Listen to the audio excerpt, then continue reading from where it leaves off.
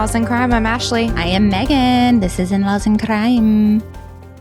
We're back here on a Wednesday night. Yes. Or Wednesday evening to record. Nighttime. Mm-hmm. Nighttime record. And the biggest thing going on in all of East Texas right now is everyone's preparing for the little mini ice storm we've got coming this Friday. Texas has a bit of PTSD. Oh, we do. When it comes to cold temperatures. Yeah. Well, our kind of cold temperatures. Right. So everybody's freaking out. I did a Walmart order today. I got 2 loaves of bread. Oh my gosh. I have a cart full. I have not put it in. I mean, like, we're fine. And I'm doing the same thing. Like loaves of bread, some deli meat, like just some eggs. Basics. Yeah. Chocolate milk for the kids. I'm not going crazy. Yeah. Don't go crazy. Because I'm not a jerk. And then the little lady that came to deliver my groceries today, she was like, we're super busy. And I was like, oh, sorry to add to your... I ain't going to the damn Walmart though. Oh my God. Well, I'm good. Okay. So I don't subscribe to have it delivered. So I have to go pick it up, but I haven't even placed it yet. And so I had anxiety on the way over here that there may not even be a time slot. Please let me pick my groceries up.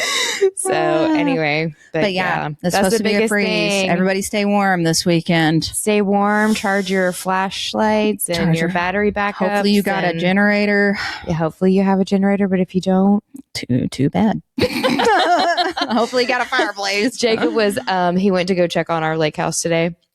And he said on the road, he said he just saw truck after truck with brand new generators in them. Oh, God. Like people are like preparing. Freaking out. Yeah.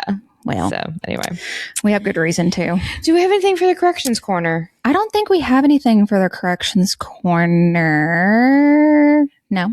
Okay. We do have crime corner though. I do. I have. You go first because I don't know what you got. Okay. I just did 2 stories. Okay. And then I have a little update on David Blount, unless you have one. I don't think I do. There's no update. I mean, there's no, I'm sorry. That was misleading.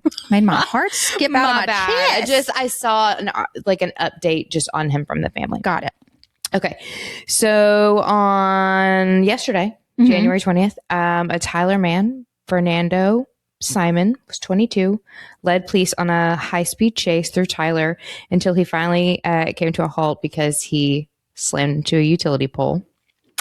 And so he was, charged with a DWI, evading, and then possession of a firearm as a felon. Good job. That was in Tyler yesterday. Wow. Okay. And then this one, and I'm sure maybe you saw this too, Jessica Wolf, 43, of Jacksonville, was arrested because she was allegedly smoking meth while on a video call with an inmate. So she called a family member or a friend to have a video call with somebody who was in jail. And those are recorded. And was smoking meth, allegedly. Smoking meth. Oh, no. What? Did she live in Pain Springs, you said? Jacksonville. She lives in Jacksonville. Oh, no. But anyway, so then they got a search warrant for her house and they found all kinds of meth and other things. So anyway, but literally you couldn't hold it for 10 minutes while you were on the phone with an inmate. No, man. Can't hold that back. And then David Blount, who is the 57-year-old man that's been missing since December 2nd in Cherokee County. His niece and nephew came forward yesterday and basically were just pleading for information. And they said that it's not uncommon for David to go several days without talking to the family. Okay. So it's not uncommon. So when he first when nobody's got a hold of him the first day or two, nobody was concerned because it was typical of him to take several days to get back to them.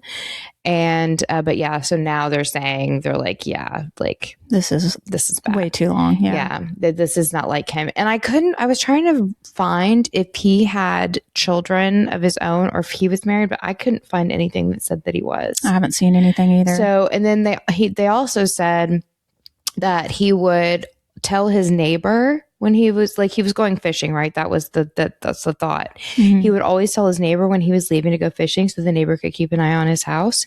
And but they thought it was weird that 1, he didn't tell his neighbor he was going anywhere, and then 2, he left his cell phone at the house. Oh, yeah. which was a detail I didn't know. Yeah, I didn't see that either. Yeah. Wow. I know.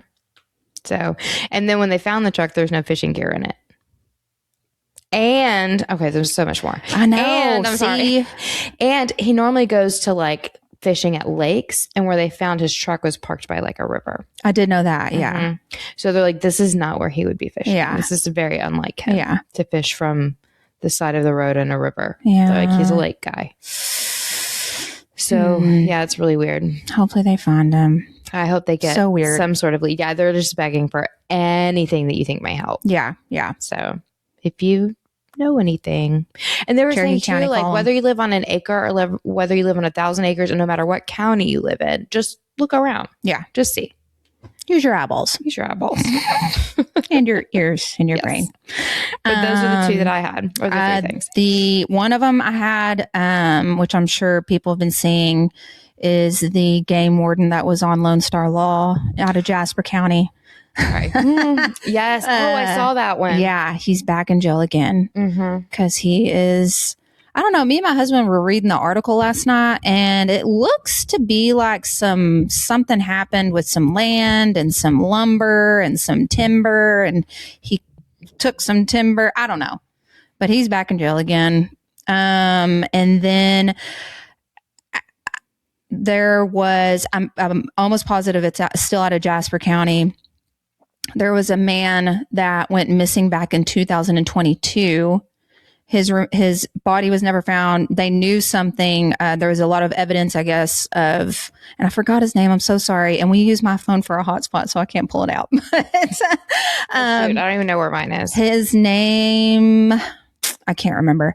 But anyways, it was something to do with he had went missing back in 2022. They had a lot of evidence pointing that something bad had happened to him.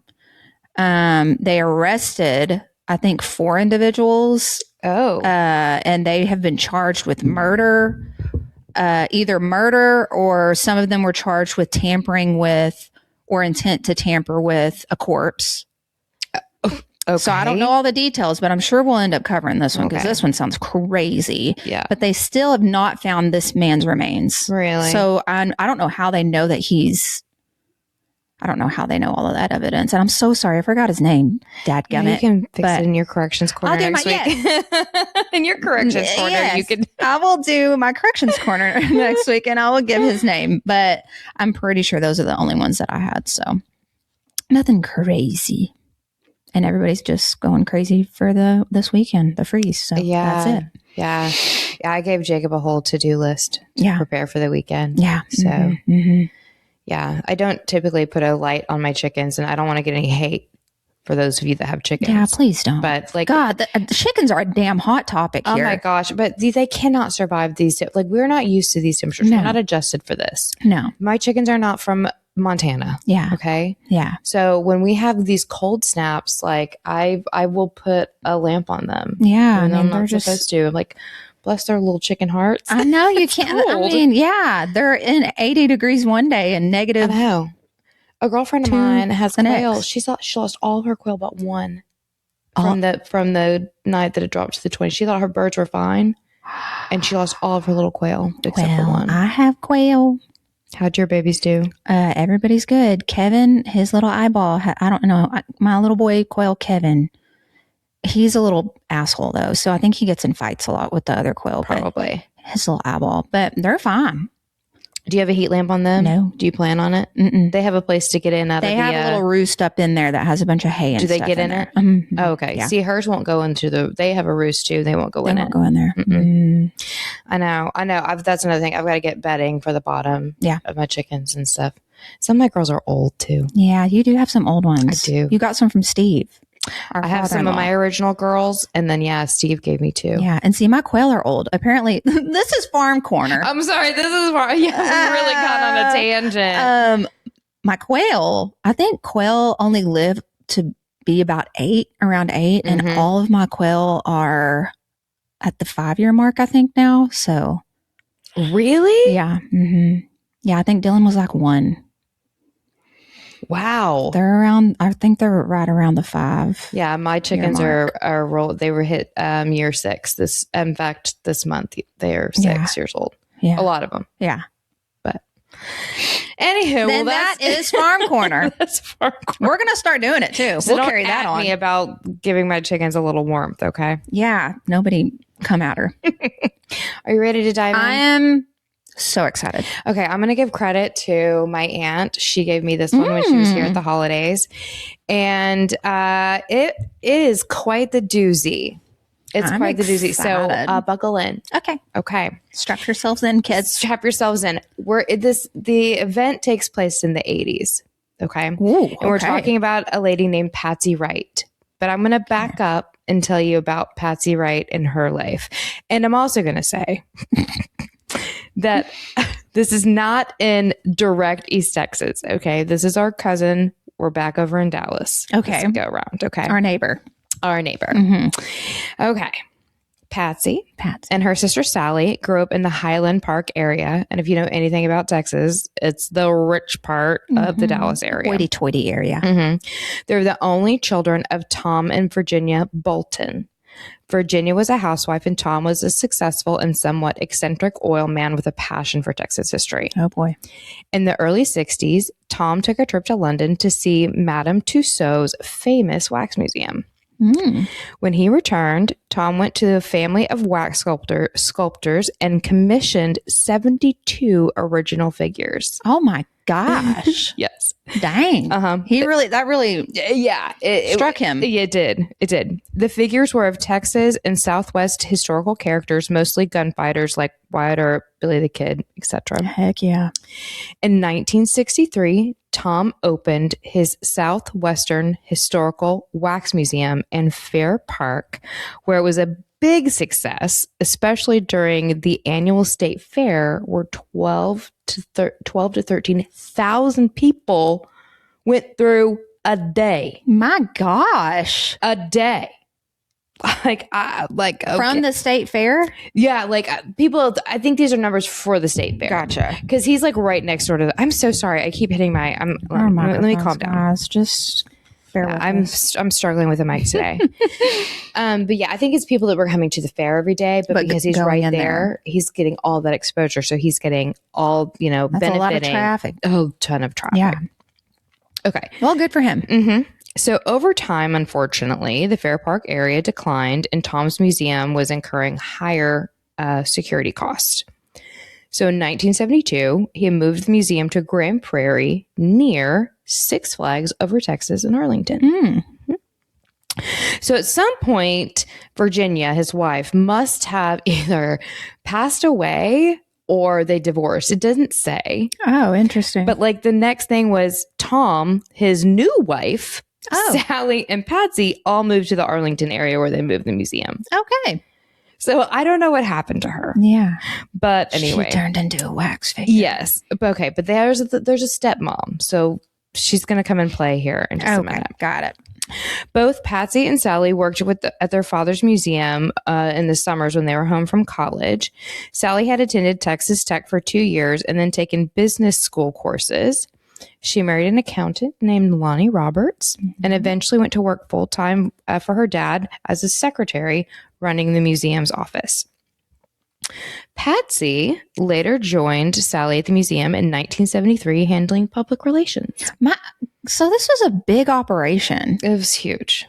Wow. Okay. I had no idea I'm going to get there. Industry. I'm going to get there because I've got some conversions for you. Oh, wow. I love conversions. I love a good conversion. So, okay, yes. So she joined her sister in 1973 doing public relations. Okay. Their father, Tom, later passed away in 1976, setting off a vicious inheritance battle between the two sisters and their stepmother. Oh. And that's when everybody loses their mind. Yes, right. As you know personally. As I know personally. Sally and Patsy ultimately won, becoming controlling owners of the museum. But Patsy later told Karen, who's her BFF, she said that she would never leave her finances in such disarray, adamant that her children would never have to go through what she went through. So she's like, I'm not, like, my children are going to get what they deserve, like what we've worked for. So Patty. Patsy later went on to marry Bill Wright, a classmate from Texas Tech, and they had 2 children, Leslie and Wayne. But in 1980, they divorced. Bill was an executive for a department store chain and a workaholic. But the divorce was amicable, and Bill later moved to Houston, and then he remarried at some point. Okay. So Sally and Patsy did a really good job at running the museum, but friends say that they went had some like sister battles going on between them. I know you got 2 brothers, but I can relate. Sally seemed jealous of Patsy's good looks. She was really cute. Of Patsy's good looks and instant appeal to men, telling friends that Patsy allowed men to just use her. And then Patsy would get impatient with Sally's unwillingness to stand up for herself. She said Sally was like an absolute doormat in her marriage. And that was a quote. Yeah. Okay, so Patsy divorced her husband Bill in 1980. And then right on the heels of that, Sally divorces Lonnie in 1981. The sisters are in the dating pool in the early 80s. And how old are they right now? I'm going to get to that. So they're going to be in their late 30s, though, to give you an idea. Okay. So at this point, we're going to fast forward to 1986, where Patsy is now 43 years old. Okay. So Patsy's most recent ex-boyfriend, a man named Leo Fikes, had recently opened her eyes to the world of cutting horses. Hey, them cutting horses will get you every time. And so Patsy purchased her own powerful and aggressive cutting horse named Dry Leo. Now, let me tell you, this is 1986. In 1986, she paid $26,000 for this cutting horse. I believe every bit of that. Today, that would be $74,000 for this cutting horse. Yeah, the cutting horse business is... That is lucrative. I mean, I know the horses can be so expensive, but I was wow. Oh my gosh. $26,000 back then, though, totally blew my mind. Yes. So she was determined to train this horse herself for competitions. So, and if you don't know, for those of you who don't know what cutting is, it's basically like, it's a form of riding where the rider like has the horse has all these like quick footing skills to isolate one cow away from the herd and then keep it isolated. So maybe if they're sick or hurt or pregnant or something. Yeah. So that's basically what they do with the quick-footed horses. They cut. They cut. Exactly. So Patsy had to hire a horse trainer. So she hired a guy named Bill Alexander, who trained her for the cutting horses. And he actually helped her win her very first rodeo in Mesquite only after a couple of months of riding. Wow, there we go. So Patsy fell in love with this country style of living. She grew up in ritzy Highland Park, and she was like, this was a whole new world to her. Yeah, I bet. Yeah. So she set out and she purchased a 30-acre ranch with a little farmhouse on it. Her plan was to move out of the city so that she could focus more on her riding and keep her horses at her house. Because right now she has 2 horses and she's boarding them with Bill Alexander. Okay. At his farm. So, but the move to Aledo did not sit well with family and friends. They were concerned for her safety, living so remote as a single woman. But Patsy was not worried at all. And she had just recently purchased a pistol for her safety. And she's like, I got it. She's like, I'm doing it. Yeah. So in the weeks leading up to her move to the ranch, Patsy received a call from her friend who was concerned because she had a dream that Patsy was killed by 2 men. And she's like, I just needed to hear your voice. I needed to calm myself from my nightmare. And Patsy laughed it off. She's like, girl, I'm fine. Like, I got this. Patsy, I would have taken that. Well, dude, dreams are real and So not only did Patsy have the excitement of the ranch and her horses, as she also started dating a new man. Mm-hmm. Our girl had been divorced twice, which I'll circle back around and give you divorce number 2 in a minute. Okay. So that she had been divorced twice and had nearly sworn off men. And then she met Larry Todd. And she fell in love. Larry. But we'll see. And that's who haunts this lake house today. But we're going to see Patsy is a passionate girl and she falls in love quick and hard. And we're going to see that kind of repeat in her life. Mm-hmm. So let's recap real quick where we are, because Patsy was killing it in 1986. Mm-hmm. So she started her new hobby of cutting horses, won her first rodeo competition. Mm-hmm. She's renovating an old farmhouse on 30 acres. She has a shiny new boyfriend. Mm-hmm. She also just recently purchased a mare for breeding. And then the museum had its best year financially ever. Dang. Almost doubling Patsy's income. My goodness. Okay. So her normal income was $150,000 a year. That was 86. That was in 86. I'm going to give you that conversion. You're about to blow my mind. So after this year that they had in 1986, her income increased to $250,000 a year, which is $715,000 a year today's time. That is insane. In fact, they were doing screw you money. It's wild, isn't it? Yeah. So at least to me it is. Oh my gosh. So they were doing so well in the museum that they actually opened up a wax museum and a Ripley's Believe It or Not in San Antonio. Wow. I need a Patsy kind of year. I know. 2026. Yes. Okay, so we're going to jump ahead to October 1987. Okay. October is the biggest month of the year for the museum because they do this big Halloween show. This is their event. Okay. So they bring in actors and they bring in all these sets and they turn it basically into this haunted house kind of thing. And the show is hosted by Dr. Blood. Oh, who rules over Dracula, Frankenstein, and other ghouls. I love it. Mm-hmm. My favorite. So, like I said, it's the biggest event of them for the year. Mm-hmm. So it's, again, October 23rd, 1987. Mm-hmm. The staff and the actors had just wrapped up a huge, successful dress rehearsal. And they were all parting ways to go home and rest because the event was I don't know if they did it multiple times or one, but the big event was the next day. So at least the first show. Okay. So that night, 3 a.m., Patsy makes a frantic call to her sister, Sally.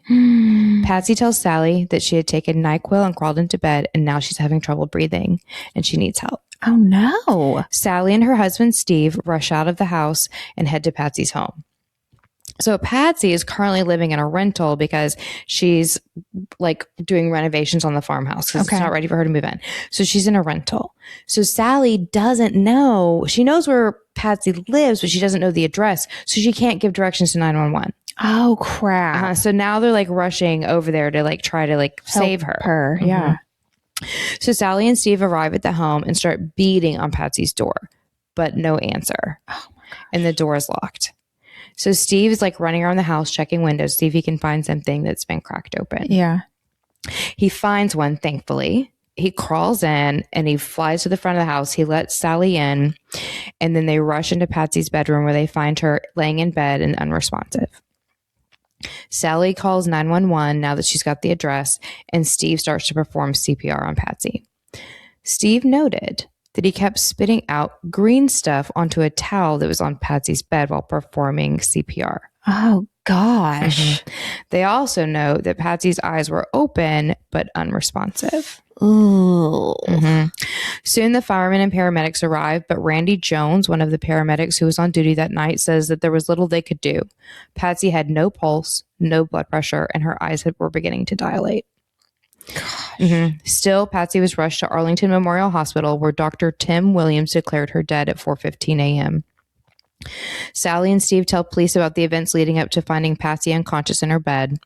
And so an officer collects the NyQuil and puts it in an evidence bag. So the whole situation, it was so confusing to everyone. Yeah. They're like, this is a young 43-year-old healthy woman. Yeah, you don't just die from taking NyQuil. Right. And so they're like, what's going on here? Yeah. Well, the situation intrigued investigators too. They're like, something is not right here. Mm-hmm. So it was 8 days after Patsy's funeral that results from the autopsy came in. Dr. Mark Kraus with the Tarrant County Deputy Medical Examiner's Office called Detective Gus Gustafson. From here on out will be Gus because I cannot do Gustafson. Gustafson. Just Gus. Oh, wow. And asked, are you sitting down? Oh, crap. That was his first question. That's never a good first statement. He said that Patsy was killed with strychnine.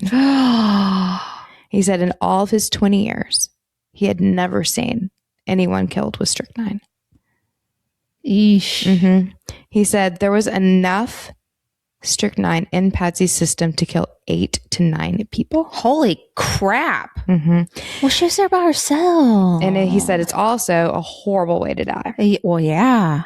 So let me just tell you, because I looked into that. Yeah. Let me tell you what it does to you. Oh, no. So once ingested, depending on how much you take, within 15 to 30 minutes, victims will start experiencing muscular twitching, followed by a sensation of suffocating, followed by convulsions, and then ultimately death. Ugh. So strychnine acts as like an off switch to your muscular system. That was the best way I saw it said. So basically, you die of paralysis of your respiratory muscles. Mm-hmm. And then this is horrible, but it takes a little bit for it to affect your brain. So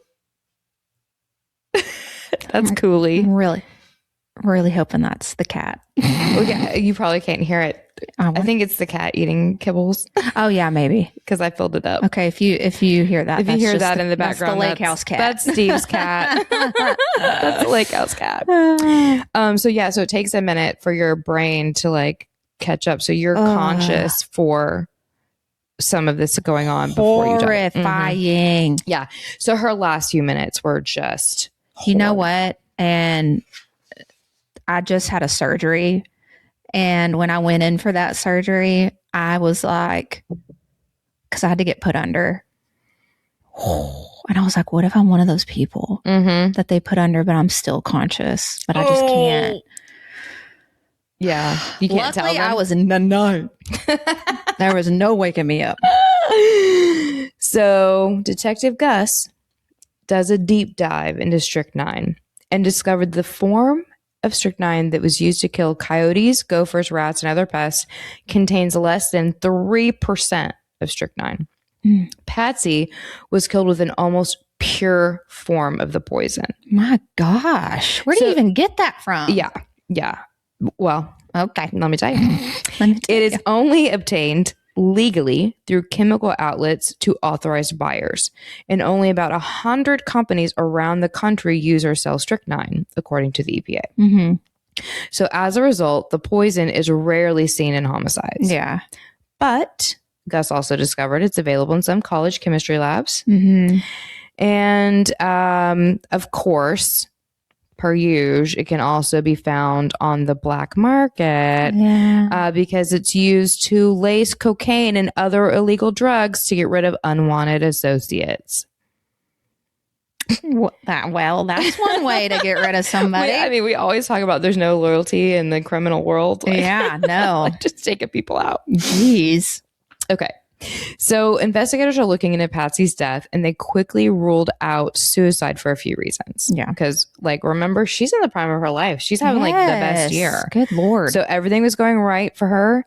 She was dating someone new. She had her horses. She had run the rodeo. She was moving on to her ranch. The museum's big event was the next day. The panicked call to her sister would also indicate that she wasn't intending to kill herself. Yeah. And then also she had set her alarm. So, back in the day, you would set your alarm instead of an alarm clock. Yeah. So, which showed that she had intentions of getting up the next day. Yeah. So, they're immediately rule out suicide. Yeah. So, then Detective Gus remembers, he's like, oh, you know what? We collected NyQuil from Patsy's home that night. Yes, you did. So Gus sends the NyQuil to be tested, and guess what chemical lights up like a Christmas tree on screen? Strychnine. So it's nice strychnine, not NyQuil. Right. Yes. Yes. So a day after the strychnine was discovered, a roundtable discussion was held on the matter of Patsy Wright's death. So Gus met with the medical examiner, Dr. Krause, Dr. Krause's boss, Dr. Pirwani, I believe I say that. Representatives from the EPA, the FBI, the Dallas Police Department's Intelligence Division, the Vicks Corporation, who was the manufacturer of NyQuil. So it was a big old meeting to discuss this. Well, they wanted to rule out like product tampering, right? They wanted to figure out like kind of what this was. And they quickly ruled that out. Yeah, I'm sure. They're like, this is clearly a single, hey, you don't put strychnine in our. Yeah, they're like, this was an isolated event. Like this was somebody that was going after her. Yeah. So after the FBI like looked at everything and they looked at Gus and like, man, you got a homicide on your hands. Yeah, you got to figure out who done it. Yeah. So they start digging into Patsy's life, and they quickly learn her life is not as glamorous as what it looked like. Patsy. So they find that Patsy actually has quite the list of potential suspects. Gus thinks money's a good motive because she's clearly quite wealthy. So is revenge and love and hate. He said sometimes just anger and retaliation. And these are all quotes from him. He said, who stands to gain by her demise? Yeah. Who stands to lose if she doesn't die? Yeah. So Gus' initial group of suspects is Bill Alexander, the horse trainer. Okay. Steve Horning, her brother-in-law, a former boyfriend, Leo Fikes, that got her into the cutting horses. Okay. Her current boyfriend, Larry Todd. Her ex-husband, who we haven't talked about yet, Bobby Cox. Okay. And who was a rival wax museum owner. Oh. Okay. And they were even looking into Patsy's children, Leslie and Wayne. Oh, dang. I know. Okay. We're going to get into it, though. Okay. Hang in there because there's gets real twisted. Oh, God. Gets real twisted. Let me sip my bloom here. So Gus interviews Patsy's financial advisor and best friend since college, Karen. Remember we had Karen earlier when she was talking to her. So Karen goes on to explain that it was common knowledge among friends and family that Patsy took NyQuil often. Oh, okay. So Karen and Patsy started using NyQuil when they started having children. The women found that if they rubbed just a little bit on their kids' gums, that it would give them relief from teething. So after that, the things we did. I know. Are the things better than bourbon, I guess. Yeah. From then on, Patsy used NyQuil as a cure-all and would often give, would often take it at night to help her sleep. How funny. So this next part is a quote from Karen that she told Gus. And so Karen says, she senses Patsy's presence, her ghost, if you will. I feel like she's sitting up there saying, God, Karen, I'm giving you clues. Can't you figure it out? Karen says that she often stays up at night, like losing sleep, going over and over and over the facts of the case. Is Karen the same one that had a dream? No, they didn't say who that friend was. Bet it was Karen. She sounds very. I hope they would have said, but they didn't say that it was Karen. She sounds very intuitive. Yes, and but yeah, she said she went over and over and over the facts of the case, and she couldn't ever just figure out how or why that this happened. So she said that one thing was clear, and that they have nailed down this time is that whoever killed Patsy Wright knew her intimately, hence the knowledge of the NyQuil.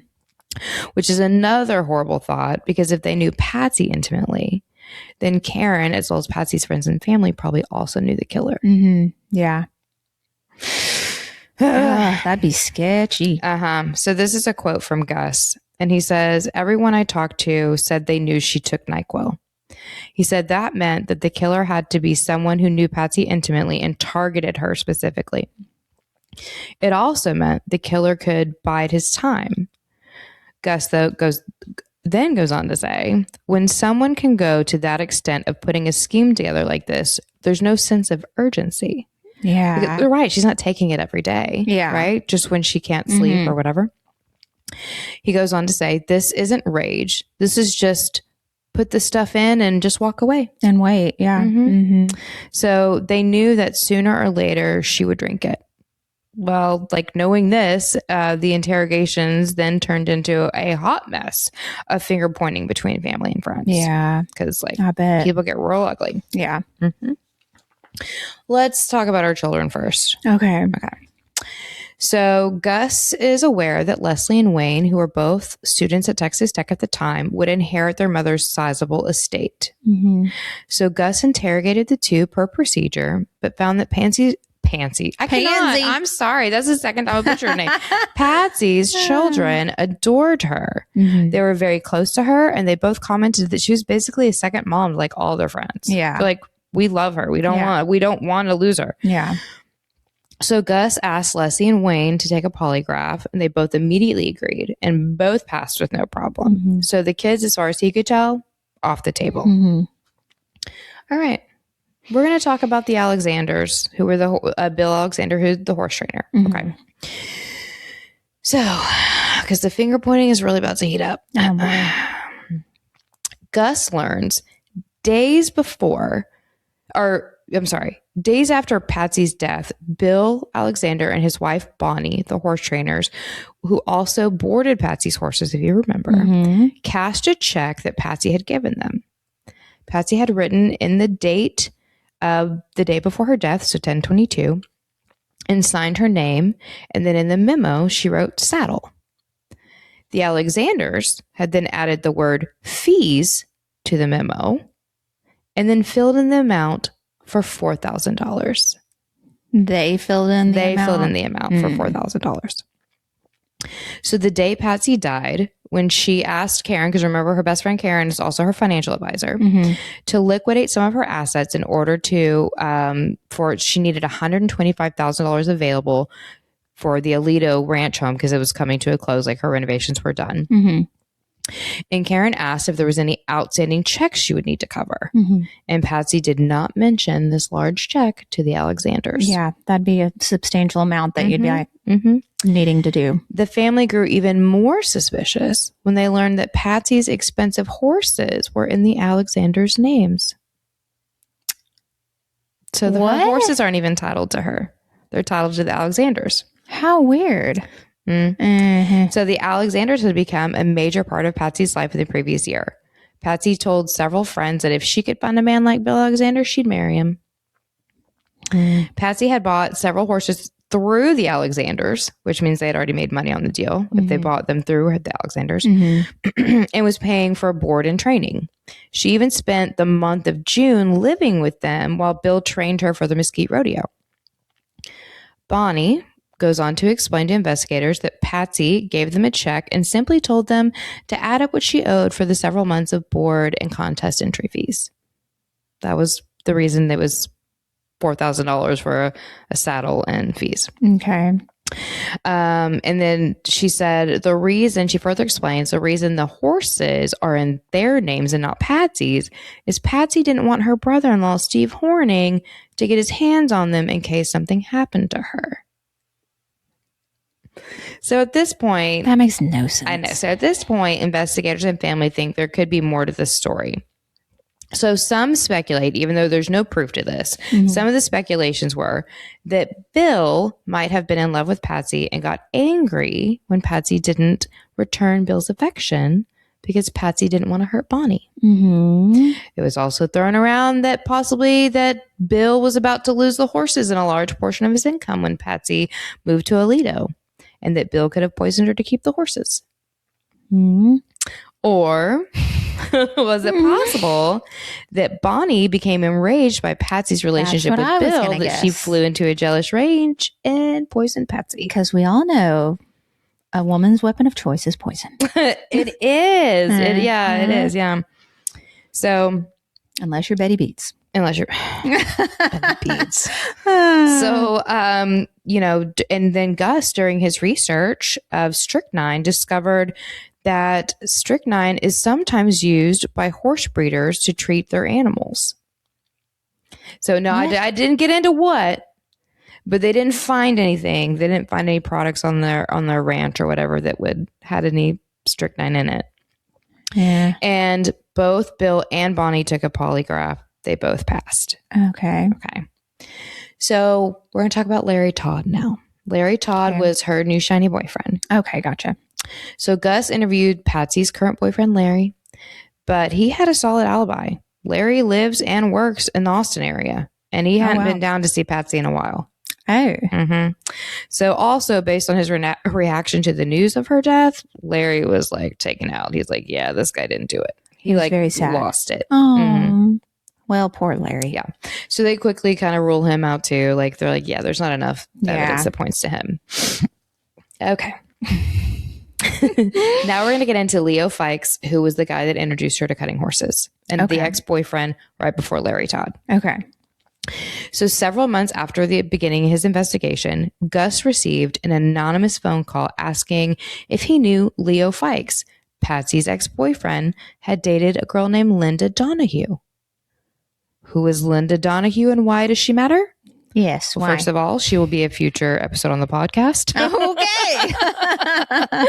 But she was a beautiful woman from Arlington that was found nude and stabbed to death in her sister's closet in June 1st, 1987. Oh, my. 4 months before Patsy's murder. Oh, crap. So Gus's colleague, Detective Ford, had been working on this case and did not have a suspect in custody. So Gus was familiar with the case because they're buds, right? Mm-hmm. So, and Leo Fikes owned Fikes Chemical Company. Ford searches his case file and finds a card for Leo. What? Gus calls up Leo, and this is the quote from Leo when he answers the phone and finds out who Gus is. He goes, "I was wondering when you were going to get to me." What an odd response, right? It's now, Leo. I was wondering when you were going to get to me. So let me tell you about Leo. He was the son of a butcher who ran a meat processing plant. Leo also grew up in Highland Park, playing football for Highland Park High School and Southern Methodist University, where he took a number of courses in chemistry. In the early 70s, Leo bought the franchise for the company that became Fikes Chemical. But the company is a restroom sanitation service company that has nothing to do with strychnine. Investigators did discover, though, that Leo had made a purchase in the summer of 1987 at the only outlet that sells strychnine in the Dallas area. I was about to say, but he still has like the licensing to get strychnine. But strychnine was not one of the chemicals listed on his receipt. So Leo met Patsy in 1981 at the Dallas Country Club, where she was on the arm of fellow SMU alumnus Bill Cox, a successful businessman with a reputation of high-stakes gambling. Well, Leo was dazzled by Patsy's beauty and personality, and he privately pulled Bob aside and was like, "Hey, like, what's going on with you and Patsy?" And Bob was like, "Hands off. Like, this girl is mine." So later on, Patsy and Bob got married and then abruptly divorced. And then Leo asked her out. They discovered they both had a love for horses. And Leo, again, like I said, was the one that introduced her to cutting horses. But the relationship, I'm sorry, I've been talking all day. But their relationship came to an end because Leo liked to play the field. Leo. Yeah, and Patsy was like, "I'm tired of it." Yeah. Leo was like, finally, he's like, "I don't want to lose you, Patsy. I love you. I don't want to lose you." He's like, "I will like straighten up. Let's get married." So ironically, it was Patsy that broke up the relationship because she didn't want to get married. Yeah. She's like, good for her. "I've done this twice." Yeah. She's like, "I've done this twice. I don't want to do it again." And so, yeah, she's like, "I've had 2 failed marriages." She's like, "I'm not doing it." Yeah. So Leo told Gus that they saw each other a few other times during the summer of 1987, but that things between them were tense. Patsy gave him no hope for their relationship, and Leo admits that he was devastated by her rejection, but insists that he did not kill her. Leo, at this point, is also not under investigation for the death of Linda Donahue because detectives were satisfied that he'd only dated her a few times. So, and then he also submitted to a polygraph and passed for Patsy's murder. Mhm. What a weird coincidence, though. I mean, the chemical, the degree, like all the things. Yeah. Both your girlfriends are dead. Are it's not dead looking from murder. Good. It's not looking good. Yeah. Okay.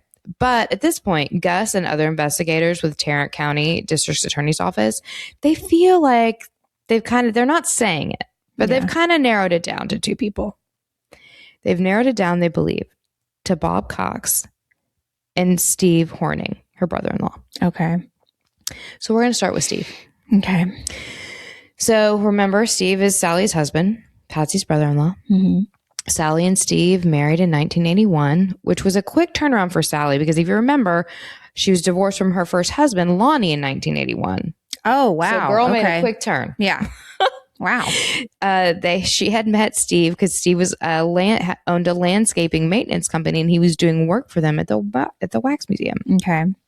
Patsy at first was thrilled, though Steve was several years younger than Sally. Her sister was happy, acting giddy like a young girl, and then Patsy was like all about it. Yeah. Okay.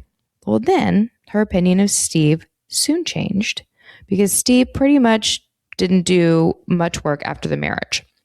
He owned he got rid of the landscaping company, opened up something called Horning and Lockwood, which was like a construction company, and then just really didn't do anything with it. Yeah. Okay. So Steve's office was filled with mounted hunting trophies, including a full-size cougar stretched out on the floor. Okay, I don't know if I'm saying this right. A Dall sheep. I don't know if I'm saying it right. Dall sheep? It's like a ram. It's like a ram. It's not like our fuzzy sheep that we think of. Yeah, it's like one of those called Dall sheep. Dall sheep. Yeah, maybe. Yeah, I don't know. I could be totally correct wrong. It next week if anybody knows. On our farm corner. In our farm corner. He also had the huge head of an elk above his desk. So Steve told Gus that he and Patsy had a good but distant relationship. A description that brought a lot of LOLs and eye rolls from Patsy's friends and acquaintances who said she often called Steve a phony and a plastic. Oh. I don't know what a plastic meant. I don't really know what she meant by that, but yeah. Anyway, a plastic, maybe fake. Yeah, maybe. Yeah, but they say that he infuriated her, and that Steve in just a few years had spent Sally's inheritance and had gone into debt for much more, playing the commodities market and going big game hunting. That'll do it right there. Oh yeah, yeah. Wow. And we know how well the girls are doing. Yeah. Like you had to work to get the inheritance gone and like you're milking her dry now. Yeah, you are spending some money. Yeah. Yeah. So even on the afternoon before her death, Patsy went into a tirade about Steve. And I quote, she said, "I don't want Steve Horning anywhere around me," she told a friend. In June 1987, Patsy determined to keep Steve from ever owning any portion of her assets. She discussed making a major change in a buy-sell agreement she had with Sally. Each sister had a $500,000 life insurance policy on the other. If one died, the survivor had to use the money to buy out the other's share of stocks, leaving one sister as the sole owner. And then the other sister would split the $500,000 between the remaining heirs. Okay. So like Patsy's children. Yeah. Right? So it seemed like a good plan at the time. And that's what they did in June of 1985. But several things had happened since then that made Patsy uneasy. The museum's stock had escalated in value. More to the point, Sally was diagnosed with cancer in the fall of 1985. Oh, no. Mm-hmm. So on top of everything else, Sally and Steve had been having marital problems prior to her diagnosis.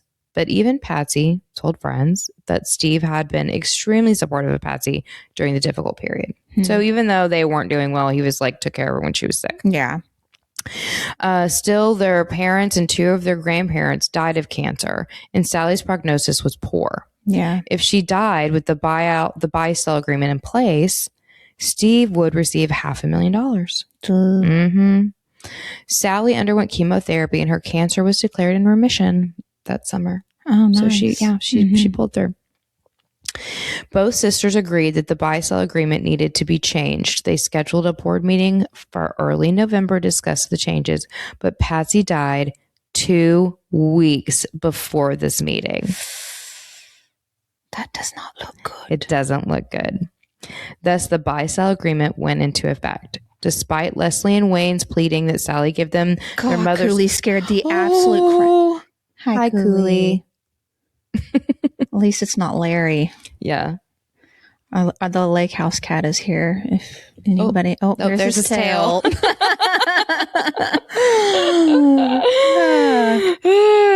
Okay. Anyway, sorry. So, yes. So Leslie and Wayne, they wanted stock instead of money. They're like, can we just have like stocks in the company? And she's like, no, that's not the agreement. The stocks are worth way more. She's like, you're going to get your $500,000 out of it. And that's like kind of where it's at. Yeah. But meanwhile, under the community property laws, Steve had 25% claim in the stocks. So he had a little portion anyway after she died. Yeah. So, but Steve told Gus, he's like, we're setting up an ironclad will that will give Leslie and Wayne the museums upon our deaths. I feel like he's going to jump up here. I hope he does. But if Sally dies before Steve will be will own the controlling share of the stock in the museum, which is exactly what Patsy didn't want. Oh, no. So she's already not in great health. I mean, she survived cancer, but, there's no saying that it can't turn back. Yeah. So, but this was the situation Patsy really wanted to avoid. Right? Yeah. Yeah. So it sounds like she was really terrified of it too. Yeah. Right before she died. Yeah. And it sounds like he kind of had a lot to gain by her being out of the way. Oh, right? absolutely. Like, not pointing any fingers, but, looking at all angles. All the angles. But Steve he had to take 2 polygraphs. The first one was inconclusive. The second one he passed. But he was very cooperative with police. I know, I'm so sorry. Through the entire investigation. And he even endorsed his wife's idea of hiring a private investigator. Okay. Still, there are puzzling discrepancies. Steve says that he gave Patsy mouth-to-mouth resuscitation, taking the green liquid into his mouth and then spitting it out. That was my next question. Okay. Would he have done that had he known she was poisoned with strychnine? Yeah. And I would go with no. Yeah, no. And I'm sure that they saw the rag that he said he was spitting the... I'm sure it was all there, yeah. So I wonder if he got sick. He didn't. Nothing said that he did. Yeah. And he also didn't try to conceal the NyQuil bottle in a coat or throw it under a cabinet or something. True. Anyway, then Gus remembers hearing the tape of the phone call that night where Sally can be heard saying, you have to blow into her mouth, as if instructing Steve how to perform CPR. Mm-hmm. And then paramedics told Gus that Patsy regurgitated large amounts of clear liquid when they stepped in and began CPR. But nobody, this is per another person that was there that night, said nobody successfully performed CPR on her. One paramedic told Gus, although CPR wasn't going to help based on the amount of strychnine she ingested, she basically was gone by the time they got there. Yeah. Oh, no. We are going to move. That scared me. No, we are going to move into Bob Cox. You looked so serious at me just now that it scared me. Bob Cox. Bob Cox. Bob Cox. Tell me all about him. Okay. So the family was like, you have got to look into Bob. Okay. So Gus is like, okay, I hear you. I'll do it. So Bob, let me give you a little history on Bob. Okay. Bob owned a fabric chain that he would later sell to Pier 1. Oh, that's a throwback because they're no longer in business. They're not. And I used to love Pier 1. I know, when me and Drew got together, I think we'd only been together. We were living here in the lake house and we'd only been together like a year or two. And I took him to the Pier 1 over there in Tyler. And he fell in love as well. Mm-hmm. We had a very shared love of Pier 1 imports. It was great. I love Pier 1. I know. I can be in the store right now in my brain. Yeah. Yeah. I love it. Yeah. What a throwback. Okay. I know. Anyway, carry on. So he sold his fabric chain to Pier 1 in 1970 for more than $1 million. Dang. Okay. So the conversion for $1 million in 1970 was $8.3 million. Dang. Just so you know. Pretty little penny. Yes. After this, Bob, I'm going to call him Bob. After this, Bob became an investor, but buying and operating a number of companies with his wife, Emily, who they call Kitty. I've always loved the nickname Kitty. And their children. Okay. One of their companies was a wax museum that featured all the American presidents. Oh, yeah. So this is the little rival wax museum. This is her this was Patsy's ex-husband, the second ex-husband that owned the wax museum. Yeah. Okay. In 1972, Bob set up his museum in the same building that Patsy's dad, Tom, originally had his over by the State Fair. Wow. Okay. So that's where he originally set his up. So Bob owned the museum with 8 other investors, all wealthy Dallas men. But after an initial year of success, the museum was, in Bob's words, an artistic triumph and a financial disappointment. So in 1975, I'm so sorry. Bob bought the collection for $30,000 from the other investors, who then took a tax loss. Okay. In 1981, when the State Fair of Texas canceled Bob's lease, Bob began trying to move or sell his museum, even taking out an ad describing a $500,000 wax museum for sale at a bargain price. In January 1981, Bob called Patsy and Sally asking if they might be interested in buying the museum. Patsy had the collections and antiques appraised and made an offer of $14,000. Oh, God. So he hasn't listed for sale. I'll give you $2 hairs he hasn't listed for sale $500,000, and then she offers $14,000. Oh, Patsy. Yeah. So you can imagine how well that's at with Bob. Yeah. So Bob said his collection was insured for $300,000. And he was insulted by their offer. Patsy was like, "You're getting screwed." I was like, well, the insurance company didn't even value your stuff at $500,000. Yeah. So okay, anyway, but whatever. But the low ball offer from Sally and Patsy didn't stop Bob from asking Patsy out. Oh, turned him on, did it? It did. Patsy politely declined because Bob was married. Remember, Kitty? Yeah.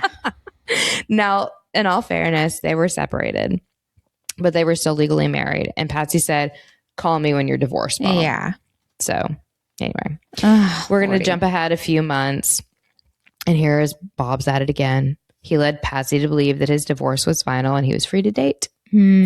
Patsy, again, quickly fell in love with Bob, who was 14 years older than her. Shoot. But Bob treated Patsy like a queen. I'm sure he did. Bringing her into his glitzy social circle, which included charity balls and parties at the country club. And at this point, like, she's like super involved. Patsy eventually finds out Bob is not divorced from Kitty. And she tells Bob, and I quote, "I can't very well raise 2 children and date a married man." Yeah. That's not a good look, It's Bob. not. It's not. So finally, in February of 1983, Kitty and Bob's divorce was final. Okay. So their divorce was final in February of 1983. In January of 1983, so just a month before the divorce was final, Bob took Patsy on a little getaway trip to Galveston. Bob had plans to open a wax museum near the seawall. And Galveston is on our coast, for those of you who absolutely. Can confirm. Can confirm. Yes. I've been there. I've seen the ocean. I've seen it. When they arrive at the building that Bob planned to renovate, I'm so sorry. I can't. Stop saying sorry. We all understand, Ashley. None of us can talk. I know. Patsy was surprised to see all like the sets and wax figures and costumes were just piled at random in the center of this like room. Yeah. She was also very surprised at how poor shape the building was in. Okay. She said it was like dilapidated and like, to say the least. She was not impressed. She was not.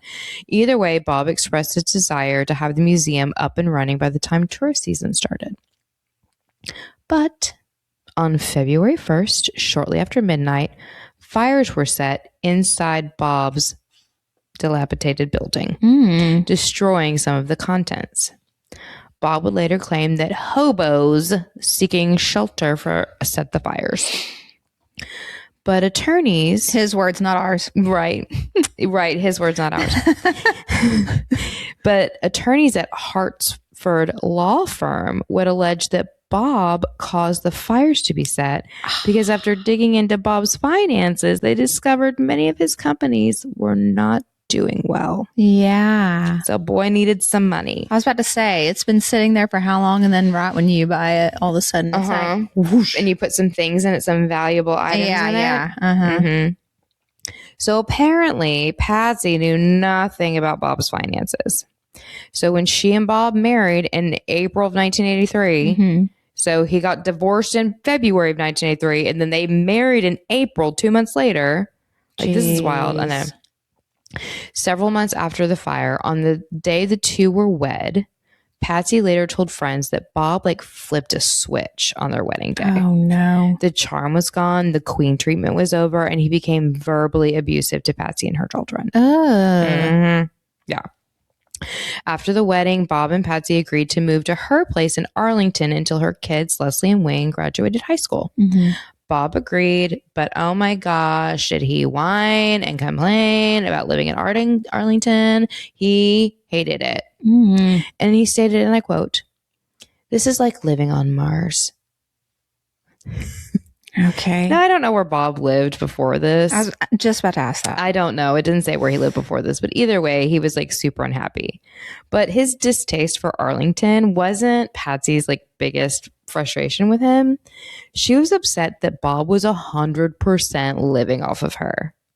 So he's bringing nothing in. Okay, if you don't like Arlington, then how about you go make some money? Yeah. All these companies, and you don't need money, and all these things are doing so well, blah, blah, blah. Ew. Uh-huh. So Patsy paid for the house, the utilities, the food, everything. On occasion, Bob would bring Patsy a couple $100s. And at one point, wait a second, and at one point he bought a big screen TV for the house. But let's be honest, was that for Patsy or was that for Bob? That was for him. It was 100% for Bob. He's like, I hate living in Arlington. Because if Patsy wanted a big screen TV, she would have bought it. Our girl was doing well. Yes. She would have just bought it. Yeah. So, yeah.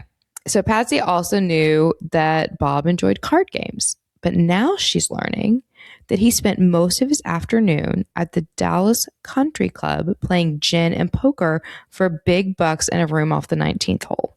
And then one museum told Gus at one point that Patsy asked him to cash checks for as much as $1,500 for Bob at the museum, saying that it was his gambling winnings. So she was cashing checks for Bob through the museum. Oh, no, Patsy. I know. That wasn't smart. I know. So gambling had been a long time problem for Bob. In fact, during his divorce from Kitty, she expressed major concerns that Bob's gambling habit would eventually bankrupt the family. Yeah. And clearly she's not wrong based on how this is going so far. So everyone is aware of Bob's gambling habits. And even during his trial for arson, for the museum in Galveston, Bob turned and told his attorney that he needed to jet out of there pretty quick today because he has a poker game that day. And if a player is late, they have to pay a $500 fine. Dude, you're under investigation for arson of your museum and you're worried about a $500 fine for a poker game you shouldn't be playing. Yeah. Yeah. I think I'd put it off. I'd take a rain check. Yeah. So Bob's life is a disaster, to say the least. And finally, Patsy realized the end of her marriage was near when the IRS tried to attach her earnings to pay Bob's taxes of $300,000. Oh, shoot. Now let me convert that for you. I was about to ask. So $300,000 back there in the 80s was $976,000. So almost $1 million he owed to the IRS. So later, Bob tried to have the prenuptial agreement declared null and void so that he could use Patsy's fund to pay his debts. Wow. Oh yeah, he's a swell guy. Yeah. Thankfully, he was unsuccessful and Patsy's assets were untouched by Bob and the IRS. Praise the Lord. Can you imagine her frustration? Oh. So Patsy reaches out to Kitty And she's like, girl, who are we what dealing is with, going Kitty? on? And Kitty's like, you know what? I want you to call. Bob and I saw this marriage counselor. And she's like, she's going to give you some insight into, I think, who Bob really is. So Patsy calls this counselor, and she would later tell her BFF Karen, she's like, the counselor basically described him as a sociopath and that I needed to get away from him as soon as possible. Yeah. Oh, no. How terrifying to find that out. So April 1984, almost exactly 1 year from after Bob and Patsy married, Patsy kicked Bob out of the house and filed for divorce. The divorce was finalized that October. So Patsy told friends that Bob was frantic that Patsy was going to try to get his Dallas Country Club membership. Oh, she doesn't give a crap about your freaking Dallas. She doesn't. And Patsy was like, I don't give a crap about your Dallas Country Club membership. She's like, I only went there because of you. Yeah. She's like, I want to get rid of you, Bob. Yeah, it's you that I'd like to get rid of, Bob. And I want to live my life on cutting horses. Yes. And so, And so her friend Karen said that Patsy told her, and I quote, I can't trust myself to make a good decision. So she's basically this point, this is where she's basically swearing off men. Yeah. Right? Yeah. All right. Well, just because we've divorced Bob doesn't mean he's out of the picture. No. So unfortunately, apparently he's a psychopath. So. Yeah. Her run-ins with Bob were far from over. Patsy noticed that Bob was following her, parking outside her home at night. Oh, crap. He even would go so far as to dress in a disguise, thinking she wouldn't recognize him. Ew. It got bad enough that one of Bob's employees called Patsy one evening to tell her that Bob asked to borrow her car so that he could follow Patsy. Oh, so my she wouldn't be noticed. That's terrifying. Right. So not only was he stalking her, but he was also making threats to her that he was going to ruin her, that he knew people that would handle business for him, end I quote. He then further stated that he had the means to have anyone snuffed out. Sorry. But what are we doing, just Bob? When you say I can get you snuffed out, see? Like that just reminds me of That's with me again. Yeah, I'll get you snuffed right out. I'll get you snuffed right out, you hear? Back in the 40s or something. Yeah. Easy, Bob. So after this snuffed out comment to her, which she didn't put any weight to, right? But she's like, okay, something's wrong with you. Yeah. So she gets a restraining order put on Bob. And he can't be more than 100 feet of anywhere that she's at. Okay. So she also installed a security system at the urging of her sister, of course, because they're worried for her safety. So by the end of 1986, Bob finally stopped stalking Patsy. Okay. So, okay, guys, though, that's 2 years he stalked her. That's insane. That's 2 years that he harassed her. That's a lot. I agree with the counselor. He's a sociopath, right? Yeah.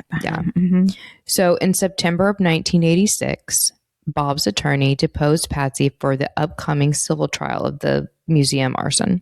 Okay. But it became obvious to another attorney, Jordan, who worked for the Hartsford attorney, that Patsy might be able to help his case more than Bob's. Jordan met with Patsy around 8 to 10 times leading up to the trial.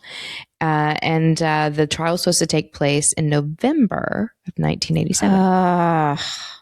Their discussions revolved around the value of Bob's property. In fact, Patsy told Jordan that Bob's most valuable antique was an old chest that Bob claimed was destroyed in the fire. But Patsy was like, no, that chest was never taken to Galveston. It's actually sitting in his office in Garland. Confirming the insurance fraud. So sources say that once Bob caught wind of Patsy's plan to testify, that he begged her to basically lie on the stand. Yeah. And she's like, no. She's like, I'm going to tell the truth, Bob. Yeah. So anyway. Oh, no. But luckily for Bob, Patsy was killed 10 days before she was set to testify. Wow, look at that stroke of luck. So Bob. 10 days before she's set to testify against Bob for him being a piece of shit. Yeah. It was also 2 weeks before she was supposed to change all of her, financials with her sister. Like, there's just so many things like to look at here. Yeah. And so Gus wants to talk to Bob after like getting all this information. Yeah. And so this is all he got out of Bob. This is all he would say. And this is a quote. I met her. I married her. I divorced her. He refused to cooperate further with police, refused to take a polygraph. Wow. Not suspect at all there, Bob. And now without Patsy's testimony, would you like to know the outcome of his trial? He was proven innocent of insurance fraud, and he was awarded $1.3 million for his losses, which is $3.7 million today. Dang. Wow.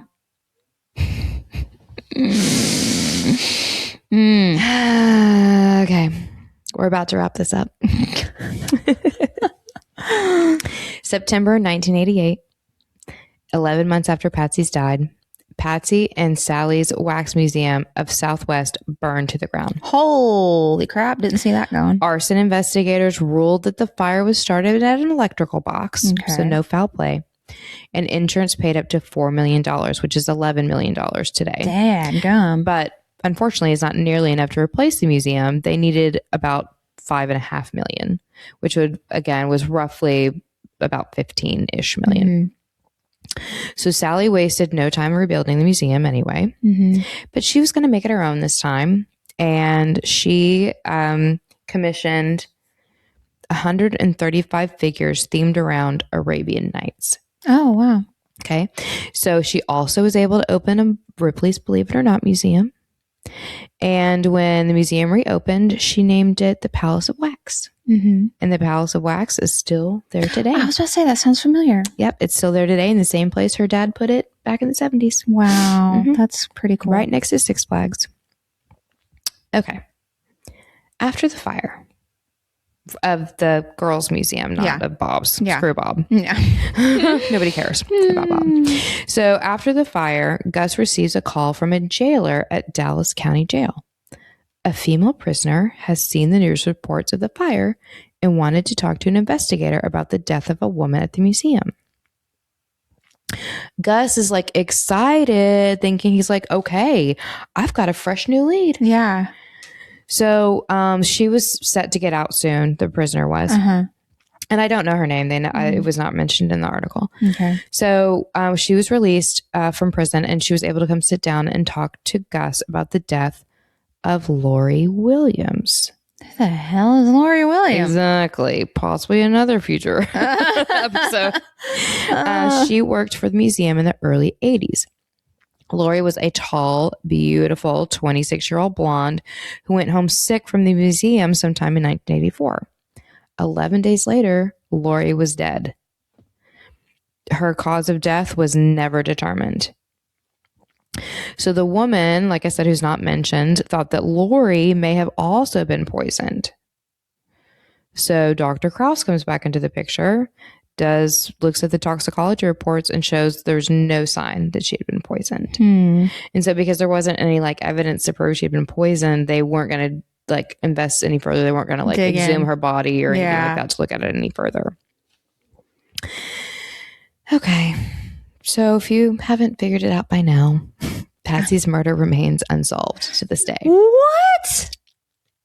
It's unsolved. It is solved. I have solved it today. Somebody get Gus on the phone. So the family teamed up during the middle of all this. The family teamed up with a popular 80s show called Unsolved Mysteries to reenact the night that Patsy died. Their hope was the reenactment that would help bring new light to the investigation. They were also hoping the public could step in and help. Maybe somebody knew something. Unfortunately, the only calls they received were from psychics and couch sleuths like us. Yeah. Literally. Hello, Unsolved Mysteries. Yes. So, and I want you to know that everybody participated in the Unsolved Mystery documentary except for one person. Yeah. Who do you think it was? Bob. It was Bob. Like, he doesn't paint a good picture of himself. I'm not saying it was Bob, but I'm saying, like, you didn't do anything to help yourself, dude. In my You wouldn't talk to police. humble opinion. In my speculation. Yeah. Wow. So, but you know what Bob did instead of helping the family? Like, do this reenactment? Bob hosted a murder mystery dinner in which he was the only one to guess that the murderer had hired a hitman to kill the victim. Ew. Ew. Yeah. I just can't. Is Bob alive today? You know what? You are in my head. You are literally in my head because my next line is Bob lived to a ripe old age of 91. Okay, he did it. He did it. Well, his family's still out there. Well, you know. Yeah, he died actually not that long ago. Yeah, he died at 91. He got in my sick. opinion, he done it. Yeah, I do think that he probably hired, like, that was my takeaways. And he probably either hired did someone. it or he had, in my opinion, it's my opinion, he either had somebody do it or he did it. Yeah. I think. Yeah. Wow. Yeah.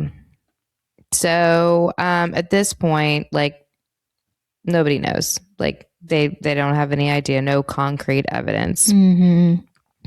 So, but Sally, Leslie, and Wayne, her children, and Patsy's first husband, Bill, all pitched in funds to hire a private investigator named Bill Deer. Okay. Deer dove into the investigation. At the end of it, he handed over his conclusion as to what he believed or who he believed the murderer was. But we don't know what his suggestion was because it still remains unsolved. So we have no idea. Yeah, they can't really don't release say. that. But Bill Deer ended it with a quote. And he says, "Things are too obvious. I think this is something besides what it looks like." Yeah, agreed. Bill Deer, for sure. And that's the unsolved murder of Patsy Wright. Yeah. Wow. Which is labeled the Wax Museum murder if you like. That's insane. What a twisted case. Yeah, and I realized I didn't tell you my sources real quick. Okay. So I read a 1980s D Magazine article.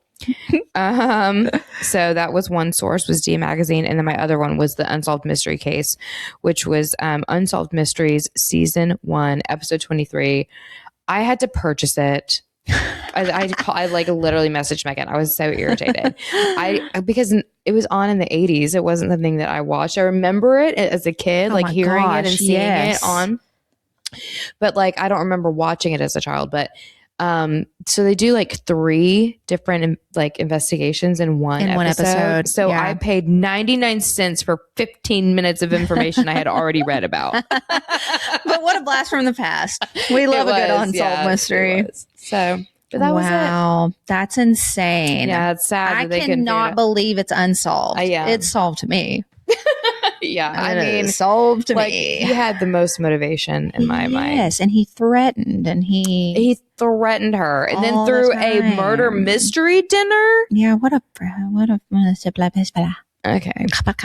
Yeah, just the only thing he was worried about was his stupid Dallas Country Club membership, which she gave 2 shits about. Yeah, nobody cares. I have cutting horses. I have cutting horses. I don't care about your Dallas whatever club. Exactly. Well, the Alexanders have her cutting horses. Yeah. So I guess they scored big. I don't know. I hope that they did right by the kids and that they sold them. Yeah. They bought them back. Yeah. And gave the kids the funds. I hope so. Because them's expensive horses, obviously. Yeah. Well, wow. Thank you, Ashley. You are welcome. Done. Thank you. Okay. Thank you. Well, like, subscribe, and share. Follow us on all of our socials. Keep the comments coming.